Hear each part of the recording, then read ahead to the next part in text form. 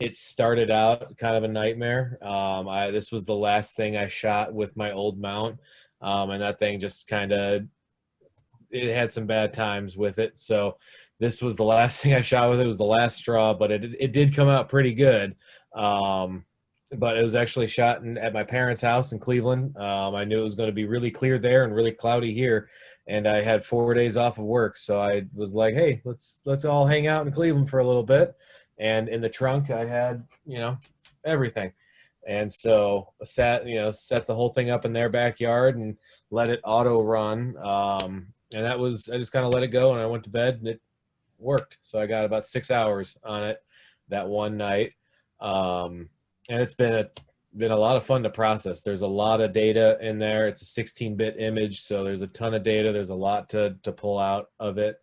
And yeah, it can go in so many different directions. And part of something I've been trying to do with a lot of this is gain a look almost so many times in so much of what I work in outside of Astro. So I'm a colorist as well, that everyone kind of goes after a look, and you don't want to copy off of someone's, but and there's only so many different ways you can twist one of these images to look in post. And so you got to kind of make it look right, but also make it look like yours. And so that's kind of been the balancing act lately. And but this one was kind of one of the ones where I cut my teeth because it's remarkably in focus, which for me and that old mount, that was not something that was common. Oftentimes the guiding was pretty poor, so sharp focus wasn't something I knew of all the time. So you'll see like all the tendrils and stuff here that came through pretty well in about 6 hours. So I was pretty happy with that. But this is purely a raw stack. I have done nothing to this. This is just, what was it? 57 light frames and darks and flats processed in Astro Pixel processor. And what that does is just stacks all the data, calibrates all the ugliness out that is inherent in some of these cameras and scopes, and gives me this, which looks fun, but it's got some mileage to go. But yeah, did anyone have any questions? Because I know I kind of talk quick, so I leave things out. Questions on acquisition? Well, what software do you use? Currently, well, on the laptop I use APT.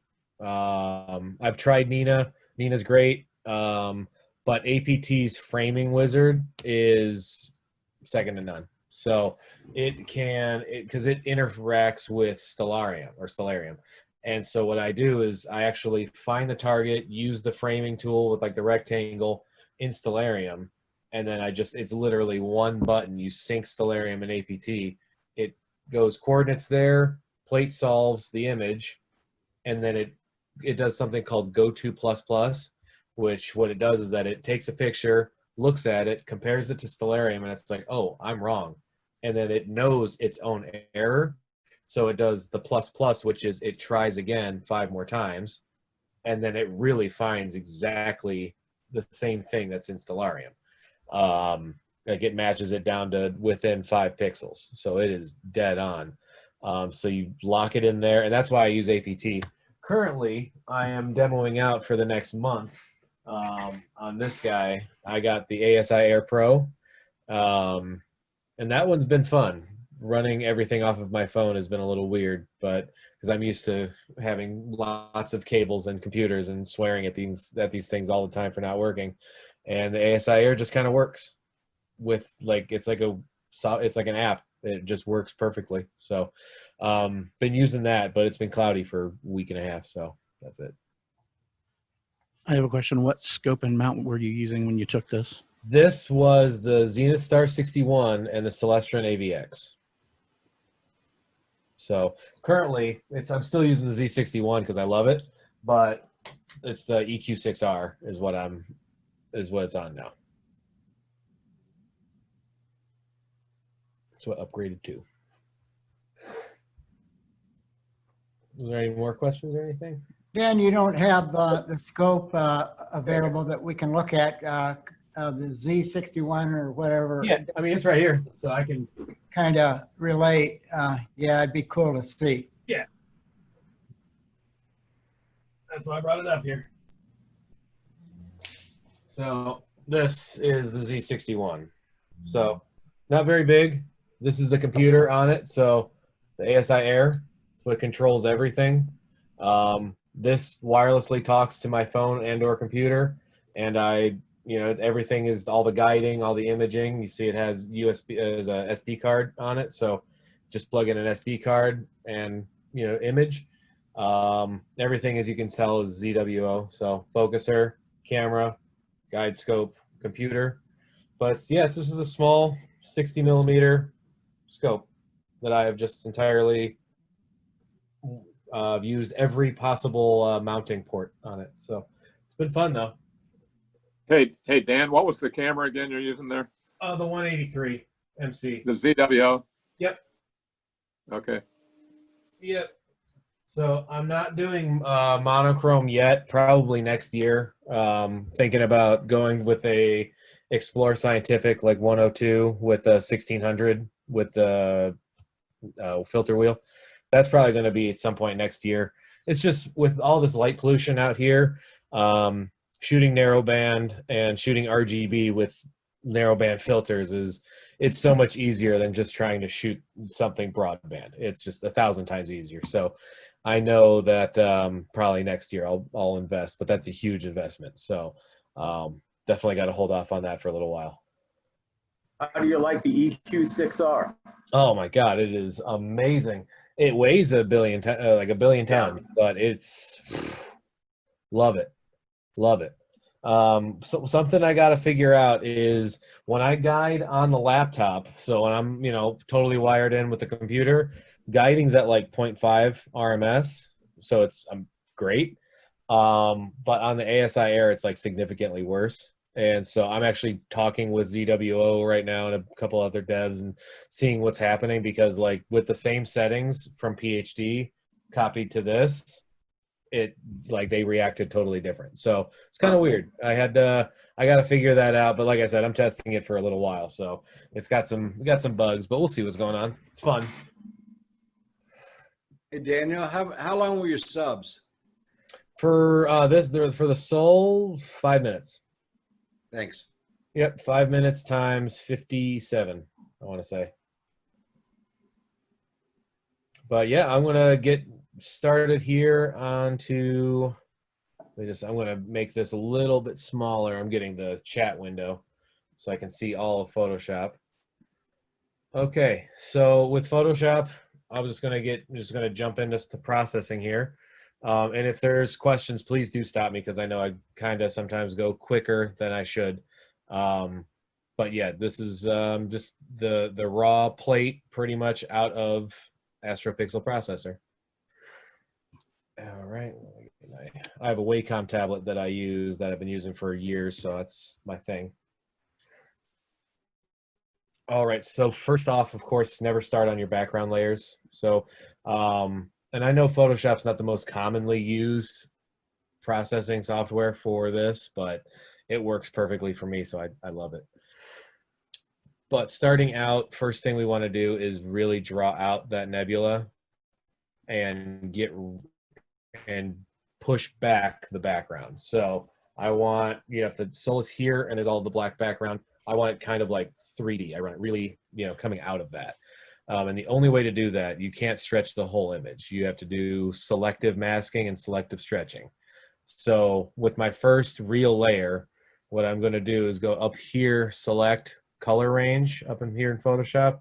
And since I know, I pretty much want to stretch anything that's red. That's the easy rule of thumb. I select pretty much everything that's red, and it gives me a basic selection there. Select and mask is my best friend in Photoshop, because it's like it was built for this hobby. It's the best. So I just kind of refine it. I'm obviously blurring it a little bit, because of course, if it was not blurred, it was too harsh. You'd get like pixel breaking, where the actual pixel itself, like one color is like green, and then say it's harsh purple next to it.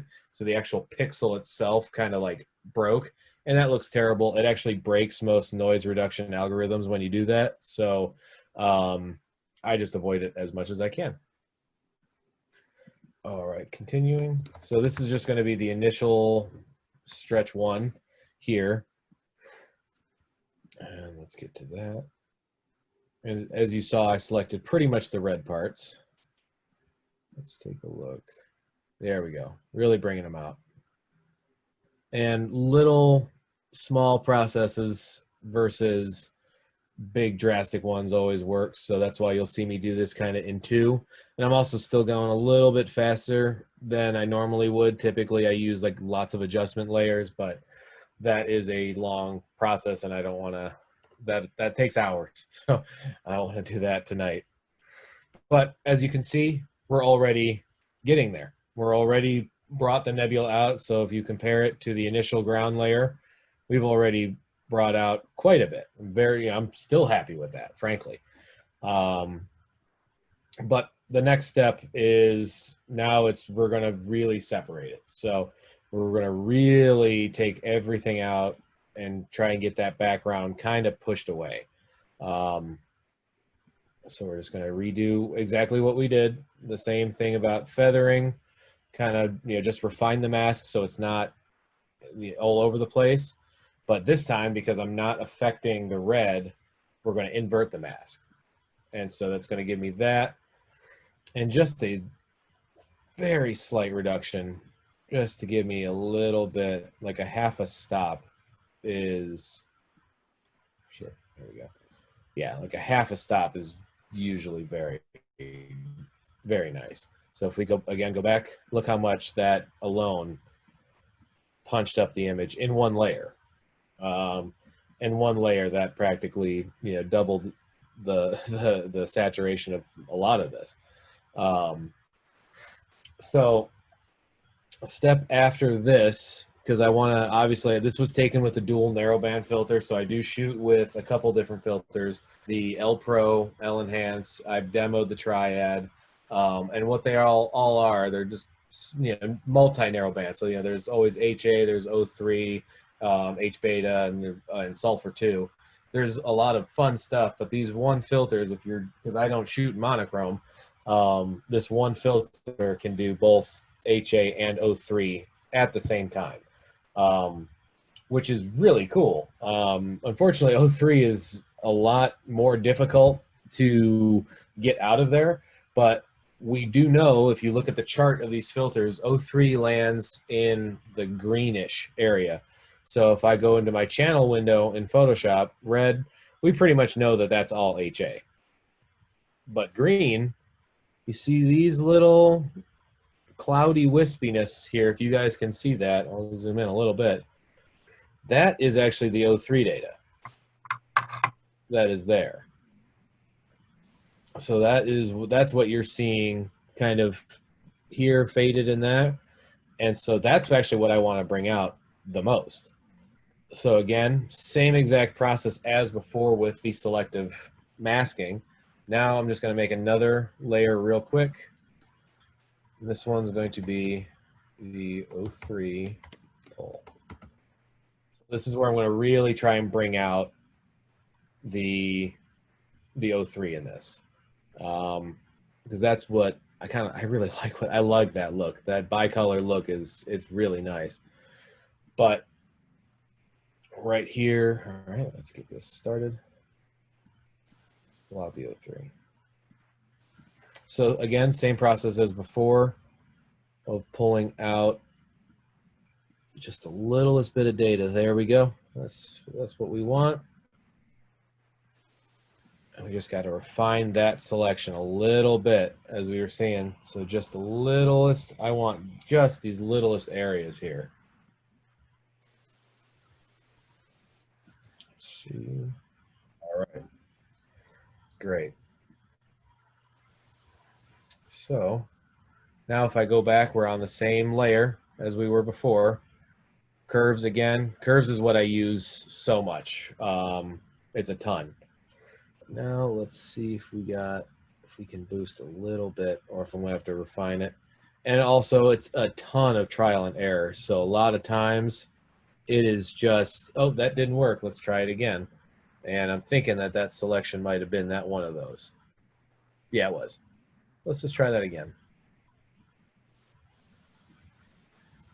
Anyone have any questions in the meantime, though? There we go. So you're working in the individual channels. Right, but I'm only using them as a selection. Okay. You mentioned the red being HA and green being the O3. Right. What is the blue? Blue is where a lot of more of that H beta lies in there, but it's so close. If you actually see here, it's so close to the green. And if you really zoom in and look at kind of the data here, the blue is actually a dirtier signal. You'll see that the blue is actually significantly more broken down than the green is. So something I do actually quite often is take the entire green channel and overwrite the blue channel with it. And it actually saves quite a bit on the noise. So now that I've done that, you'll even see the image itself has gotten cleaner because I've eliminated that blue noise. So now this is purely with just, now that it's hydrogen and green, it is purely a HOO image. So now we're dealing directly with hydrogen, oxygen for our channels, which is great. It's a lot of fun to do that. But let's get back to stretching out the O3 data. All right. There we go. That looks much better than the first one. So let's feather that a lot. And not that much. That's more like it. Okay, let's do that again. So we'll go back to curves. There we go. That's really doing it.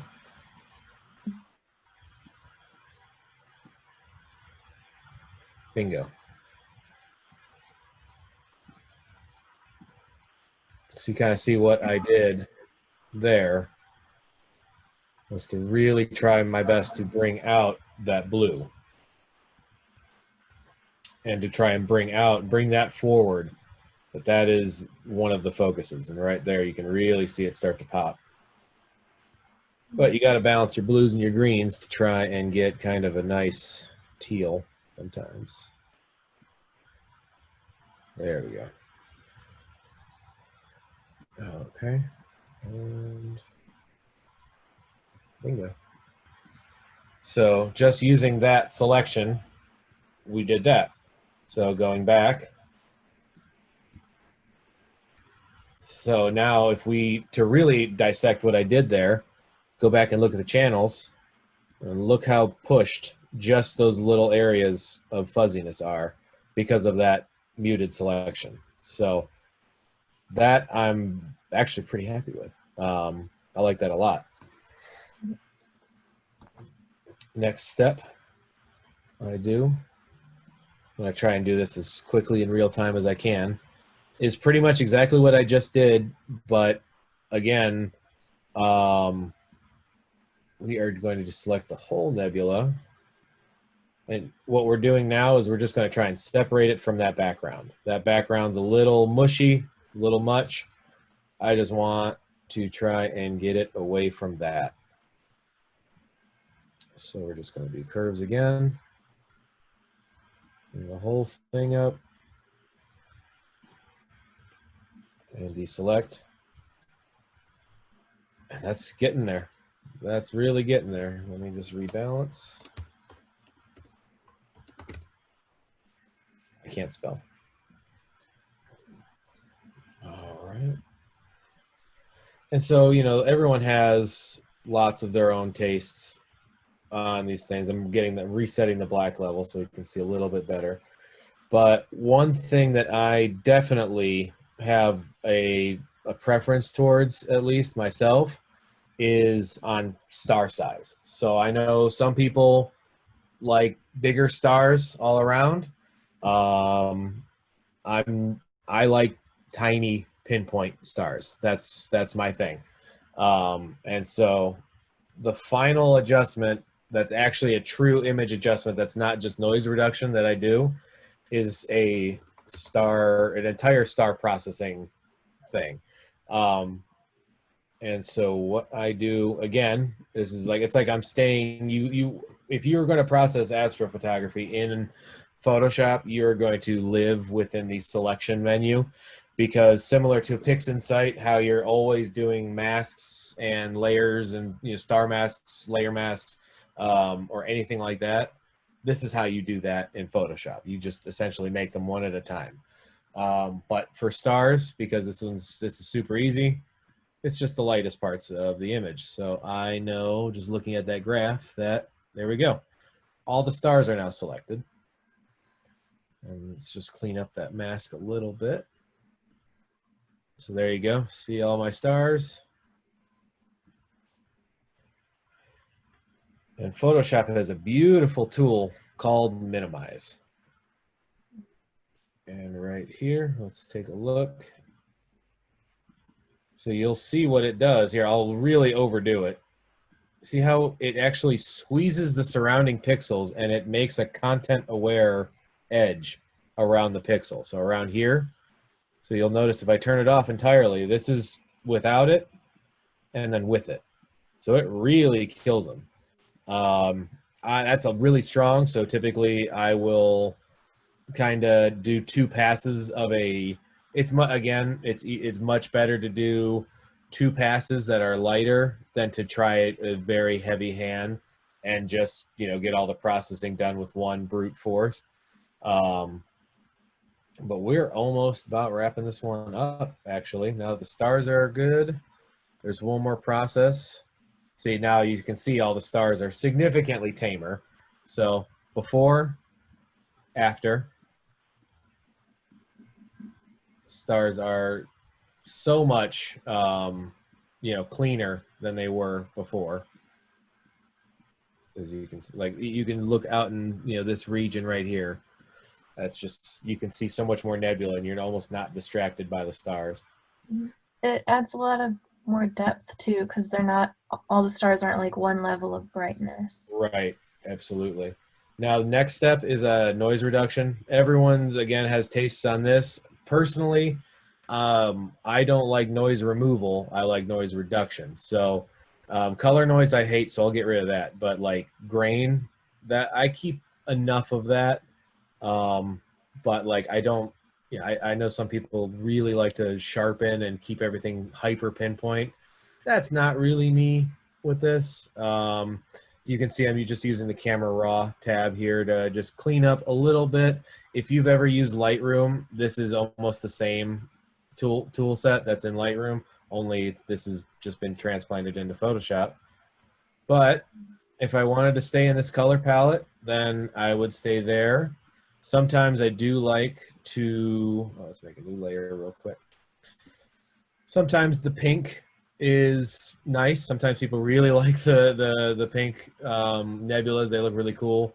But on the occasion, I will always kind of do something like this to reduce it a little bit. And then what really gets people excited, and this will be the literal last step, and as you may have guessed, it is going to be in the selection window again.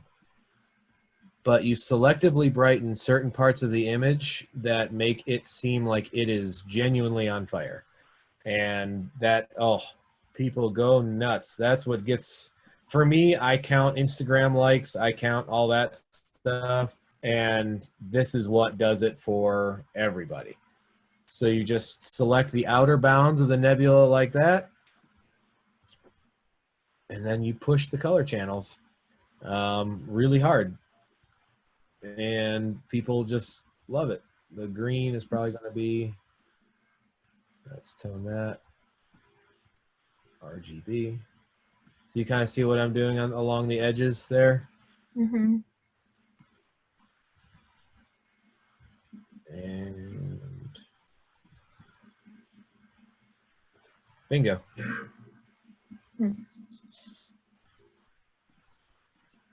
and something like that. So, and then of course you mess around with saturation or anything from there. But yeah, is essentially what I do. So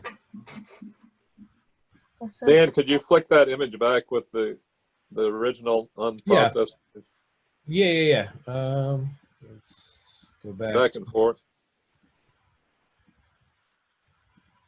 Now that I do that, I actually want to lower the black point a little bit more just to make it pop a little bit more. Thanks for reminding me. So this is the raw stack. That's what would go to Instagram.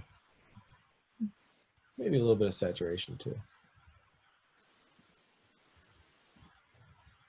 Something like that.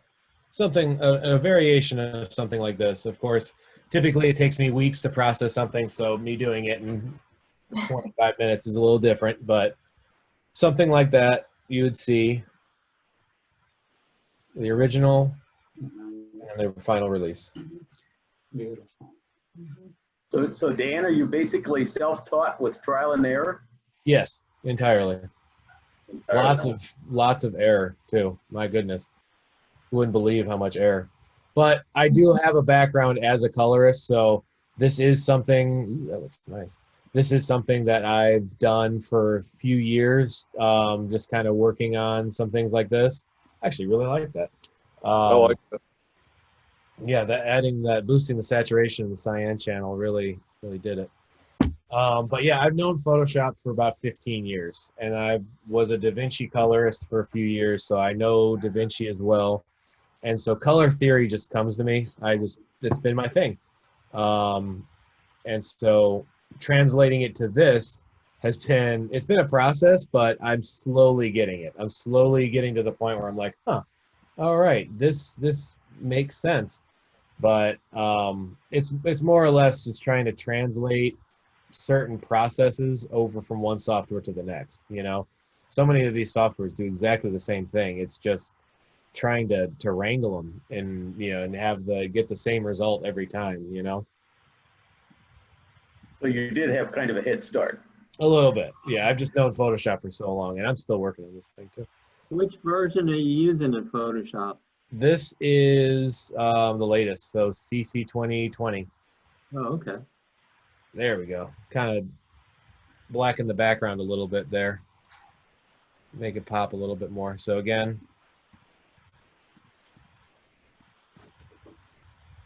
Very nice. Yeah, it looks just like a Hubble picture, Thank you.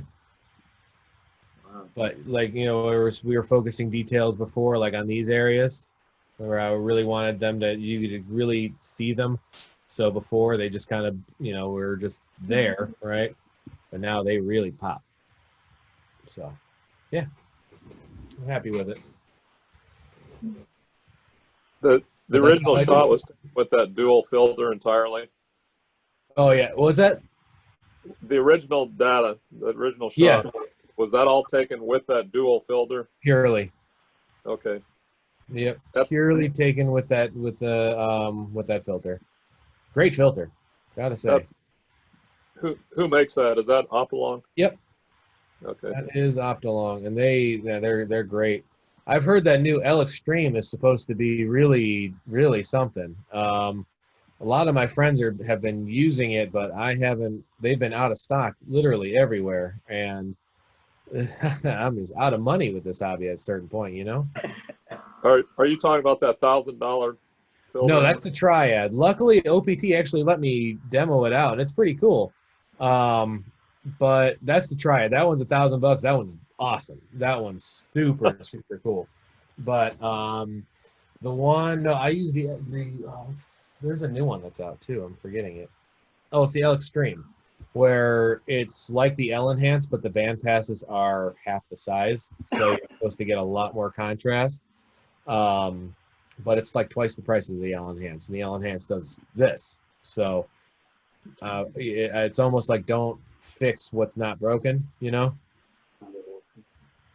if I can get this in 6 hours of the one-shot color, I'm pretty happy with it. what was the first astro image you took? That's a good question. It was Orion, but I think that's lots of people's first picture, but it was a long time ago though. That was back 2005 was when I bought my first telescope, and it was just like it was an Orion brand, like 6-inch Newtonian, not go-to or anything. I got like a yard sale, and I remember I looked up at Orion, and I could actually see that it was fuzzy, and it wasn't a star, that it was something different. And of course, I had the big Hubble picture of the purple Orion in my room and everything, right? So I was like, "That's it! I have to do it." And I took like my parents' point and shoot camera and had it with a 1-second exposure and just held it up to it. And I remember getting that blue like C-shaped thing, and then that was kind of that. 15 years ago, I didn't have the budget to take these pictures. Yeah, Right. speaking of the budget, how much did you invest in all that equipment? That's expensive. Yeah, it's not a little bit. It's the biggest thing was that I think what's cost me the most money is not listening to like the forums. That's probably what's cost me the most because I have bought and sold more than I've kept just from buying it and being like, huh, this doesn't work at all.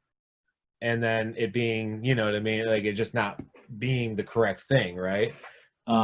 And then me finding out 3 months after I buy it, so you can't return it. So it's just got to go on the classifieds or go on Facebook Marketplace, and I take a loss, and then I buy what I was supposed to buy, right? So that's happened a lot. Specifically, this. So I was told probably 100 times, probably 150 times, to the most expensive thing of your rig should be your mount. Period. Like the single most expensive part of the rig, mount, then camera, then scope. That's what everyone on cloudy nights told me, and that is not what the salesperson at High Point Scientific told me. And so I bought a lot of cheap stuff. So the mount's more expensive than the camera or the scope? Yeah. This mount was more money than both scope and camera combined. I mean, So my tripod is always vibrating. yeah. So this mount weighs like, I don't know, what does the EQ6 weigh? Like 60 pounds, 70 pounds? I really got to figure out a way to move it because I tried to haul it to StarQuest the other day to try out the ASI Air, and hauling 100 pounds of camera and computer is not fun at all. Even if it's a 20-foot trip from the car out, you know, it sucks for sure. But yeah, this is what I do. It's fun. So Dan, what have you taken on the 16-inch, and do you have a sample of what you've taken? I have not had any luck on the 16. Unfortunately, I wish I did. Totally wish that I did, because I've had amazing luck on the 8 here, because I have a C8 that when I'm not imaging with this, I have a C8 that I put on there, and I do that lunar and planetary, and I have great luck with that here in the house. And so I had high hopes for the 16, but I haven't currently gotten anything in focus yet. We solved the back focus issue because it requires like 250 millimeters of back focus that I found out. And it's a weirder mead that I can't really find the manual for. So if anyone has it, I'd love it. We have one in the observatory. There is one there. Okay, cool. I have a copy, Dan. I have a copy too. Okay, cool. I may have to peruse that. But yeah, I mean, I'm trying to, you know, with what we do, I guess, we're always trying to like one up ourselves, right? And I don't know if did you guys see my full color lunar mosaic that I took? Yes. Yeah. I saw it. You did? So that got shared by like Chuck's Astrophotography and Universe Today. Like that was big. And I took that in my front yard with the C8. So I wanted, like, I'm always trying to one up that. Like, what can I do now with 4,000 millimeters? And, or 32 or whatever it is. And I just haven't gotten it yet. So I'm hoping for it. I just don't know what I was doing wrong, because it seems like I got, visually when I had an eyepiece there, it was great. It was really, really great. But when I put the camera on there and got the back focus right, it was like there was Vaseline over the sensor. It wouldn't focus to the point at all. But here, real quick, how do I, pause share. That's what I want to do. There we go. But yeah, I actually just bought an infrared filter for my C8 here, and I haven't had the chance to experiment with it too much. It's cool. It's definitely, it works exactly as advertised. It turns your one-shot color into a mono camera. And that's for sure. It does that. But the seeing was terrible. So unfortunately, I was battling that, Yep. Yeah, the seeing recently has not been very good. It has not. I caught one night that was good, but other than that, not been very good. Yeah. And so for anyone who didn't see my full color moon mosaic, I'm trying to share that. There you go. Oh, Yeah. wow, that's nice. Oh, very nice. But yeah, that was taken in my pajamas about 4 feet in front of my front door downstairs. So is this also a stacked image? This is 5,000 frames. Oh, okay. Wow. Wow. Video. What are all the colors Yeah, from? pretty much. Titanium, iron, there's something else too. But they're true color. It's just boosted 6,000%. Wow. It is true color. So if how do I, hold on one sec. I don't know where to find it. I think it's on my desktop. I took the same picture a couple of times. Bring your shared window to the front. Okay, 1 second. I'll pull up all three of them. So how long were your subs on that, Dan? 1/125th. Yeah, 1/125th. All right, where is this other one? So this is the same picture taken in infrared. And if that will share, can you see it? Do you see it? Oh, yeah. Wait, do you see it? Where am I? Yeah. Oh, there it is. Yeah, it should be called Moon 45. Yeah, that's the one. So that one's in infrared. So that one was cool. It looks weird. It just like, you see these weird patches all around here that just don't pop up in the other one, but these craters have so much more detail to them. But you do lose fine detail, and the seeing was terrible. So you get a lot more of like this luminance detail. So if I wanted to stack this and use this as like a luminance layer, I could use this in Photoshop and then put color and crap on top of it, because it acts as a very good like definition thing. It does very well with the definition, but the seeing was just bad, unfortunately. Now, hold on a minute. And now there should be, I'm going to share my screen. This is the same picture, no color. So quite literally, this is the exact picture that I put into Photoshop and then did plus 6,000 on the color. So you can actually see right here, if you can follow the band of the mouse, the different lava beds on the moon and how they match up. And where's the original color image? So if you see this one, are you seeing the color one now? Sorry, Zoom's new to me. Not We yet. still got the black and white. The black and white one? Okay, I'm trying to... Okay, so if I pause this one, go back to this one. Nope, guess you don't want to. Well, if you look at the color one anytime, you'll see that where all these like slight gray variations are actually entire mineral variations, where there's just been there's more iron in the soil here, and there's more titanium and copper in the soil here. And that's what makes those tiny color variations. But when you shoot with a 16-bit camera that is 5,000 frames that are super, they're stacked into a 2 gigabyte 32-bit image, you can boost saturation thousands of %, and that picture is not going to fall apart. So that's how you're able to do it. You know, if you notice, like when you're in, what's the word? If you're in like Photoshop or Lightroom or Instagram and you try to boost saturation to, There's the color. there you go. When you try to boost saturation 50% and the picture like gets all grainy and all that, when you're dealing with one image that is 2 gigabytes and 32 bits, it just keeps going. There's just color data there's there. And so, yeah, this is a true color image. How do you decide the number of exposures that you want to stack? You have a rule of thumb, or you just wing it? It's a little of both. Column A, column B. Pretty much that I know the signal to noise it does get better with more exposures, but it just depends. I knew that this one, I planned this image. So I went out exactly when it was this phase because I wanted to make sure that the Apennines is mine. Yeah, right here. I wanted to make sure that the Apennines right here. This is actually so much better. I'm using the Wacom pen. So right here, I wanted to make sure that those were highlighted nicely. I want to make sure that Copernicus was looking good. And so I specifically set out for this night and then shot it from the, from, like I was saying, from essentially the patio.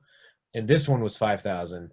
If it's something, like if I know the scene's bad and I know that, hey, chances are low that it's going to come out great, 1,000 frames. Or if it's something I'm testing, if I want to test out the binning, if I want to shoot, like I shoot this thing all the time at binning 2.2, just because, to get for like planetary, it's much better for planetary. And so, yeah, I'll experiment with that. But no, if I want to do something in high resolution and I want the most amount of noise that I can possibly start from, I will do 5,000. But these files are huge. So like, I know like there have been times where I'm at StarQuest trying to image and like quite literally I'll image Jupiter, jump to Saturn, and then by the time I'm like halfway done with Saturn, I get a notice on my computer that the hard drive's full. And I format it every time I go there. You know that Amazon Prime has unlimited storage for photos, right?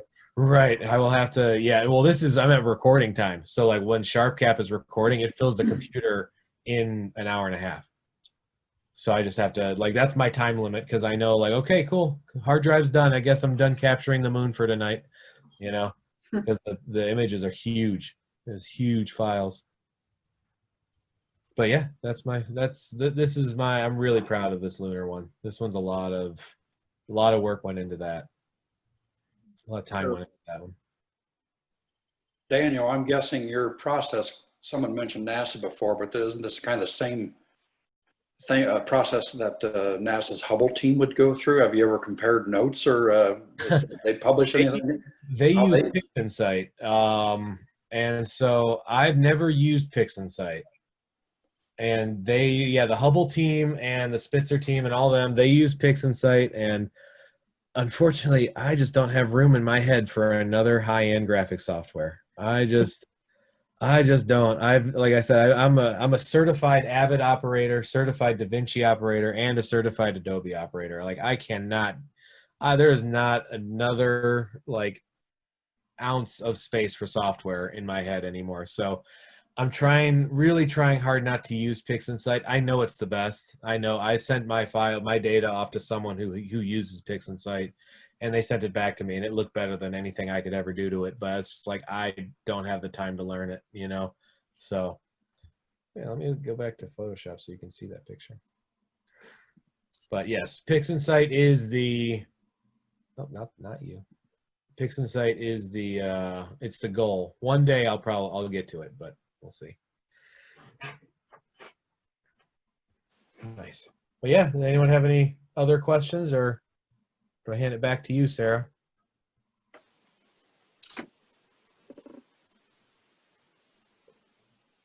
No other questions? Cool. Nice. All right. Well, thank you, Dan. Thank you. Well, thank you. Very nice. Awesome images.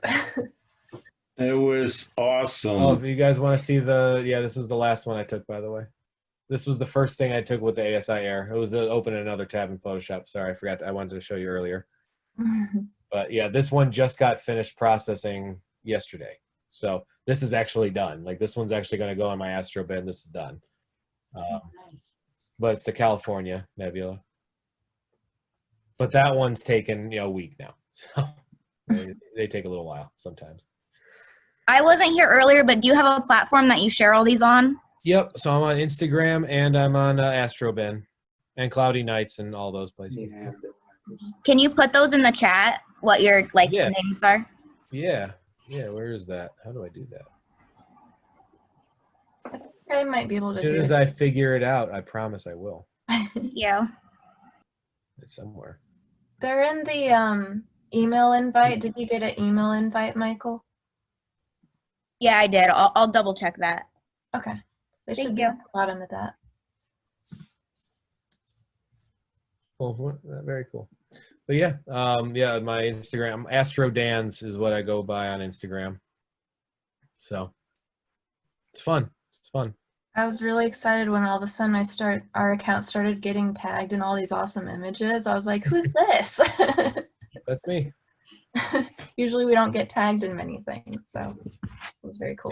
Yeah, it's a ton of fun. It's so much fun to do this, and the more people, I have prints that go around to people like in town. So, I try to bring as much awareness to, the both astronomy and to this club as much as I can, just because there's I work at Sweetwater, so I'm surrounded by 7,000 people every day. And lots of people see this stuff on my, all over the place. So I try to talk about it as much as I can. I have as much fun with it as I can. And yeah, it's great. Cool. I'm doing this again. Dan, how do you choose your objects to photograph?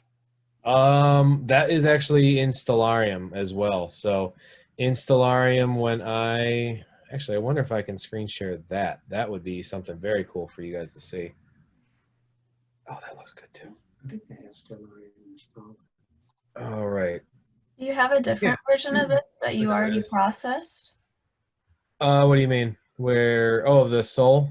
Yeah, because you said it usually takes you a few days. Yeah, the one that got officially released, I don't even like it.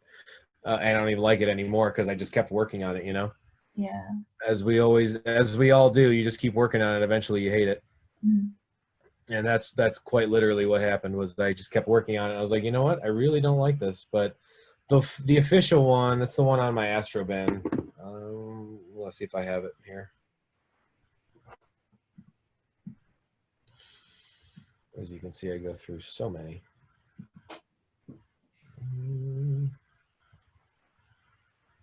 I think I have one. No, that's not it. I believe I have the one that made it to, no, that's not it either. I processed it so many times. Another common thing is me starting them, abandoning and starting completely over from scratch. I think we all do that though. There we go. Yeah, this is the one. I'm going to try and share it. Can you see it actually or no? I see the Photoshop file. Okay, so you only still see Photoshop? Mm-hmm. Okay. That was the original. That's the one that made it to social media.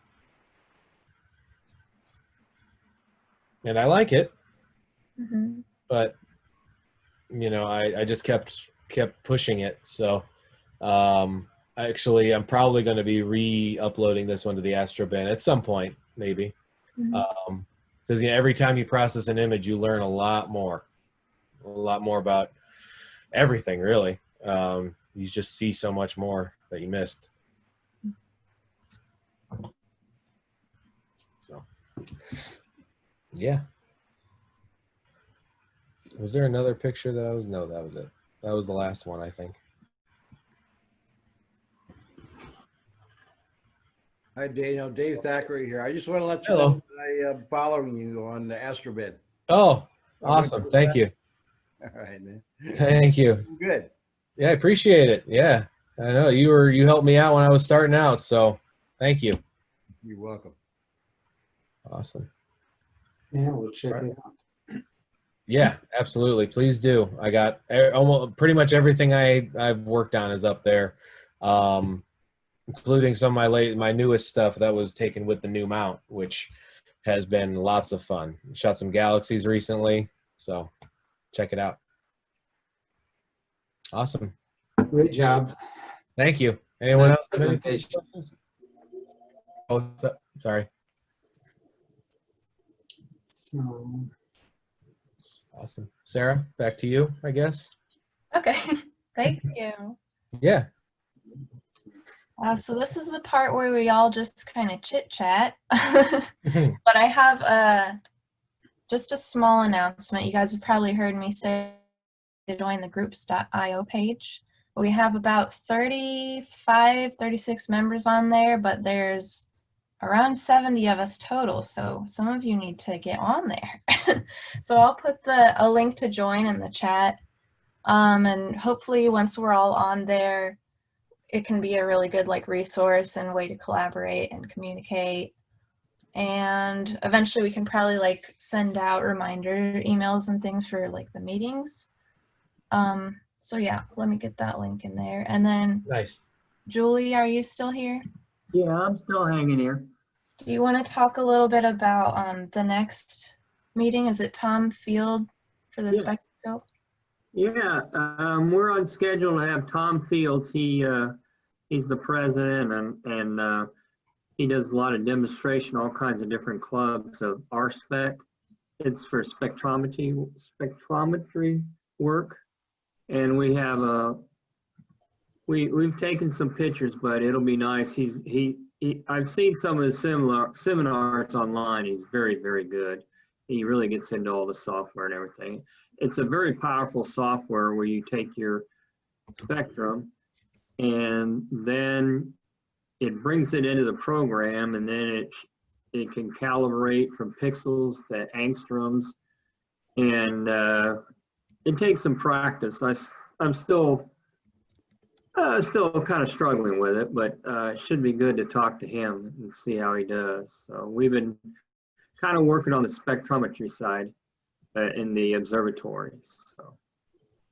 So he should be next general meeting, and he's a very energetic guy too. So he answers questions. He does all kinds of stuff. So nice.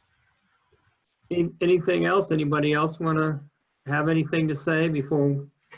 Or if you just want to chat on for a while, you're more than welcome to do that. I have a general announcement.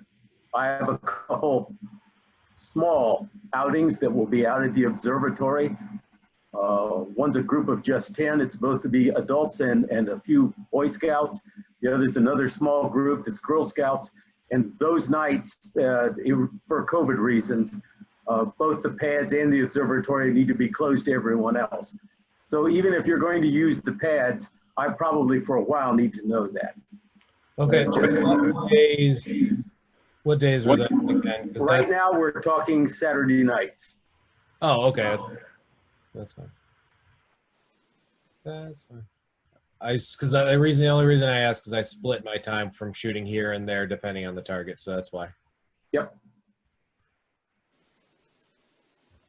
Cool. Well, I'm going to export a copy of this out of Photoshop for everyone, whoever wants it. I'll just put it in a link or something good, because I just finished it up so everyone can have it. Awesome. Cool. Well, I'm going to get running, but thank you guys so much. Thank you, Daniel. Thank you. Yeah. Good to see you guys. Yeah, have a good one. Yeah. Both the Dans. Joe? Hey, Joe, can I Yes. ask, what bino viewer did you get? Did you get the Botter? Yeah, I did the Botter Max Bright 2. Okay. Nice. And you're going to use it on what, 2 scopes? Or how many scopes you've? I've only got the one refractor. I don't think I'll put it on my Dob at all. It's just too much weight. It is heavy. Right, right. And you're working on your IP selection or whatever? Yeah, I'm largely wrapped up on that. I'm sure I'll be adding a few, but it's quite an exercise in getting everything together as far as the number of eyepieces. Trying to figure out what the magnification splits are that I want to have. I just snagged a Takahashi 18 just yesterday, one of the MCLEs, and they really have nice, sharp, high contrast images. So kind of nice to have a lot of those. And, okay.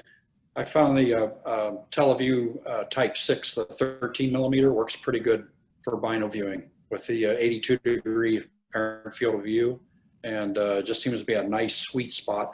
And that 5, I can't remember what it was, at about 1200 millimeter focal length or so, I think, on that 5 you have. oh no, it's 786. Was that the astrophysics? Yes, Okay. it is. 700. It's an f6, 5-inch, about a 5.1 really, f6. Okay. The Plasels that do well, the Teleview Plasels do really well. The Takahashis, like I said, and Fujiyamas look pretty good as well. That has a built-in. You don't really need a whole a large field of view on those, because the prisms are not that big, and so they don't really support it. So even the orthos actually work quite well. Mainly I've used it for planetary. The scope just doesn't have enough aperture to make open clusters or globular clusters look all that exciting.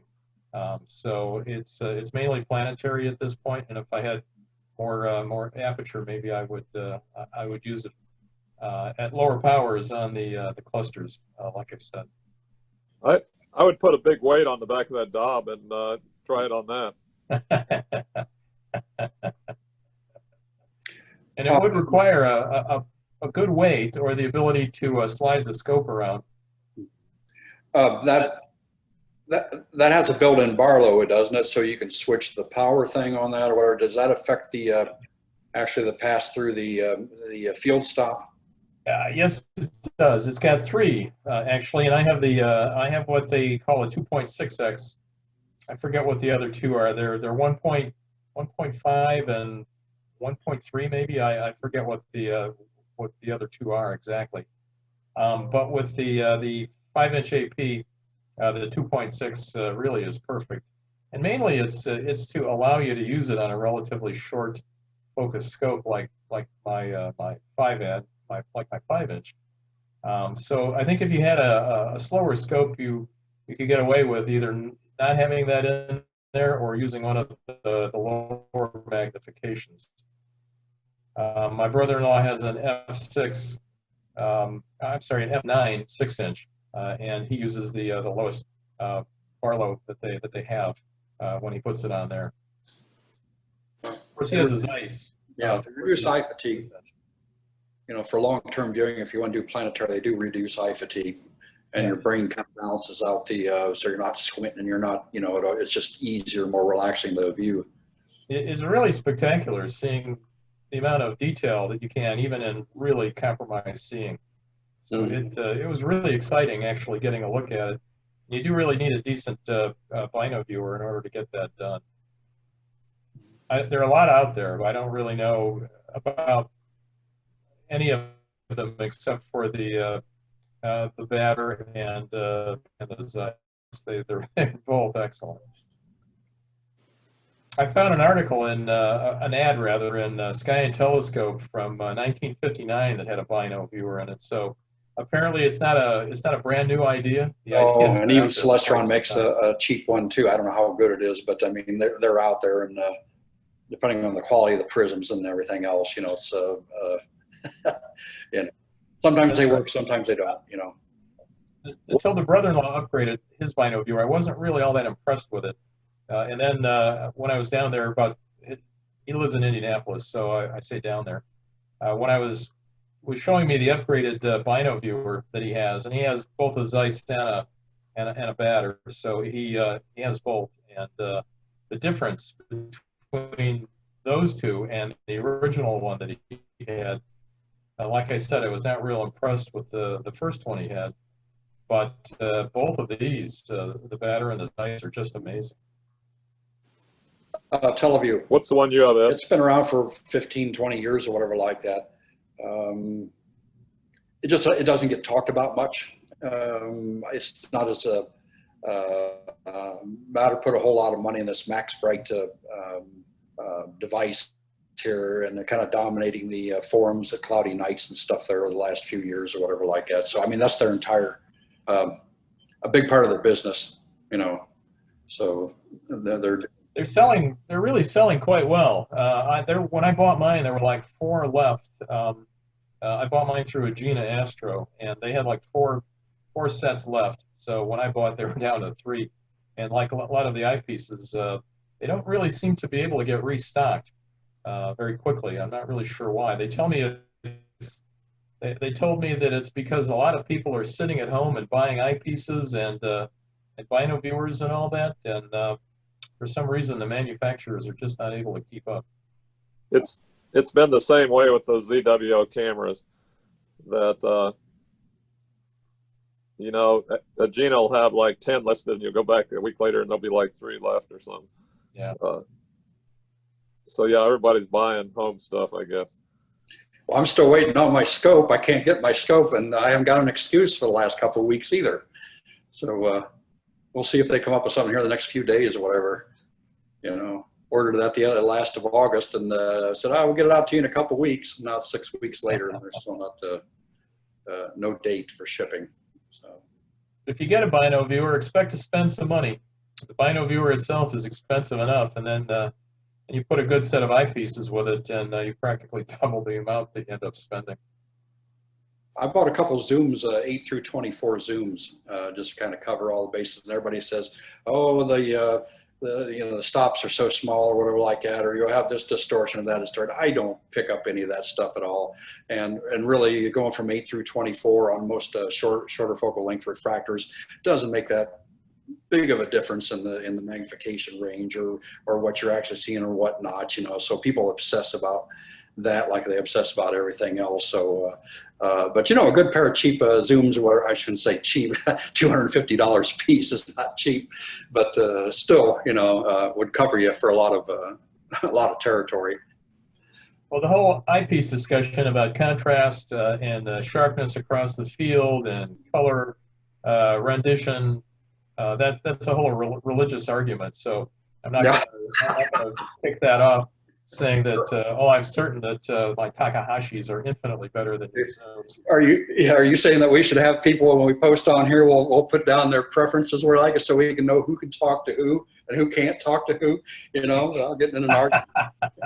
So Joe, I just bought Teleview 9mm Delight. And the reason being the sharper the contrast, and then the weather turned to garbage. It's my fault. I guess so. It can't be my fault. Because I just got mine. I'll try it 6 weeks ago. The only thing with the like the Teleview Delights, they are wonderful, but the field of view that you get from that will be a little bit wasted in a bino viewer. So I've tried to stay with the used eyepieces like the Takahashis. They're only about 160 or 70 a piece, you know, on the used market, the Cloudy Nights and the Astro market. But with the 20mm eye relief on the Delights, it also helps though for like bino viewing, because one of the things is that when I try to share it out the observatory there with the bino view thing, there people just cannot get their eyes lined up to see the darn thing. They're either too far away, they're too, you know, they're a little off angle or whatever, and they say, I don't see it, and you kind of give up. So I think it kind of helps a little bit if you got long eye relief eyepieces that if they get anywhere near the damn thing, they can pick up an image, hopefully. But, I had friends over, and they just couldn't really figure out how to get their eyes aligned, and one of them ended up just going one eye, you know, close the other eye and put their one eye over the eyepiece, and they went that way. But getting the separation right for the just making the adjustment on the bino viewer is kind of difficult, and you really have to do that on your own. There's hardly any way that a third party can come in and make that adjustment for you. And so if you're not really very experienced, you know, with a telescope or even binoculars, you know, like birding or something, you're going to have a hard time, and a harder time with a binocular set. a lot of times they'll simply blink one eye and the other and make sure that the object, is in about the same place from one eye to the other with the bino viewer. And if it's not, then I'll change the angle or change the separation and try to get that done. And then if you have any mechanical alignment issues, the two eyepieces don't even collimate properly. You get two separate images. And that's kind of hold them up to people and kind of try to get their interocular distance between the eyes and try to get it so they didn't have to try to mess around to try to find out that sweet spot, especially if they're not, like, say, used to using the binoculars and they just don't realize that that has to be done. But well, maybe next year.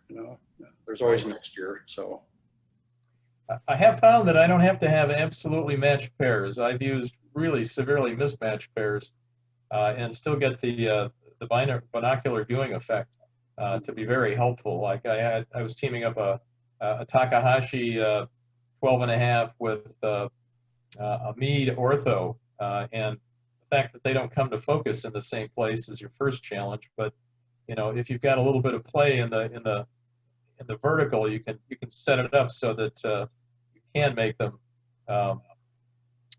focus at the same point if you don't push them both all the way into the bino viewer, and then use the fine adjustment to make the whole thing work properly. So you focus one eye at a time. So if you're waiting for that second eyepiece to come through, you don't have to just let the other the good one that you have just sit and remain unused. You just have to have the focal length about the same. But it's been good. I'm glad I got it. The wife was very enthusiastic. She was very enthusiastic about the solar telescope, and when the brother-in-law showed her the view through the bino viewers, she was very enthusiastic and forced me to get that as well. So you have to do what the wife tells you. Most of us don't have that problem. Anyway, it was a good buy. Good night, folks. Okay, Mark. Hey. See you later. Yeah, I think I'm gonna head out too, guys. Okay. Have a good night. Don't stay up too late. Good night, Sarah. Bye. Hey, everybody. Fix